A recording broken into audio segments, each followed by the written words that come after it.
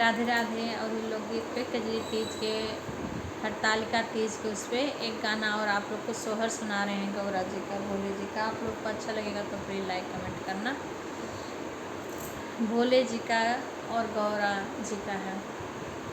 हथेवा के लिहि गौरा डलिया, हथेवा के लिहि गौरा डेलरिया, तो शिव फूल वरिया गाई, शिव फूल वरिया गाई हो।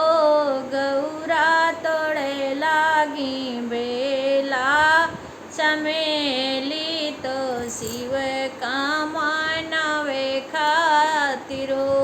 गौरा तोड़े लागी बेला चमेलिया, तो शिव के मनावे खातिर हो।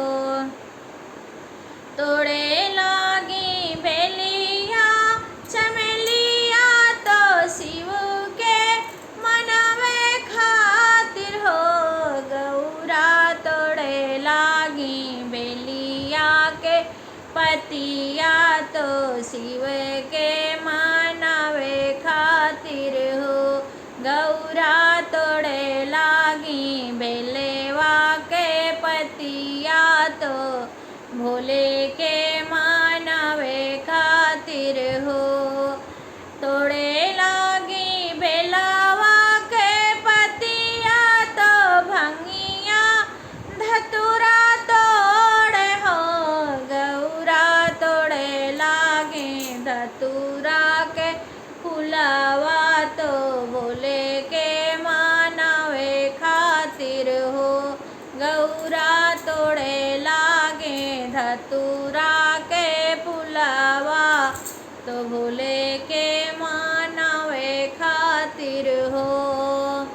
तोड़ी कई गौ तोड़े लागी बेला चमेली, तोड़े हो।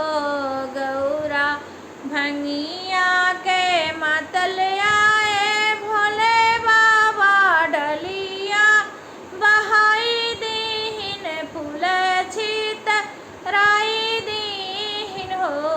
भोले गौरा के आचरा के फुलवा, तो भोले छितराई दीहिन हो।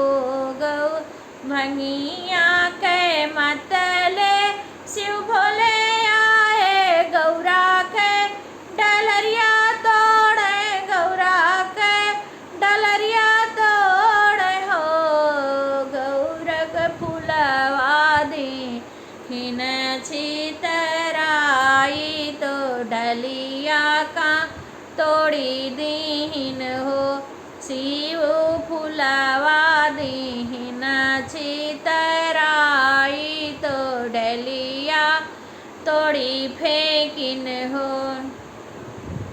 इतना देखई गौरा रानी, तो मनावा दुखित भाई घरावा के ओरी चाली हो।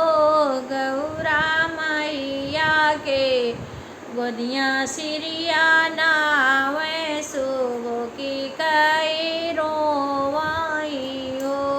गौरा मैया के गोदिया सिरवा डारे, सुगो की कई रोवाई हो। तुही मोरी गौरा से गौरा, तुही मोरी बेटी हो। गौरा कवना संकट तुहरे जियारा, शुभ के कई रोवऊ हो। गौरा कवना संकट तुहरे जियारा, शुभ की कई रोवऊ हो। जाऊ घरा होती मोरी भाऊजिया, मैं उन्हीं से काहित, उन्हीं से काहित हो। मैया का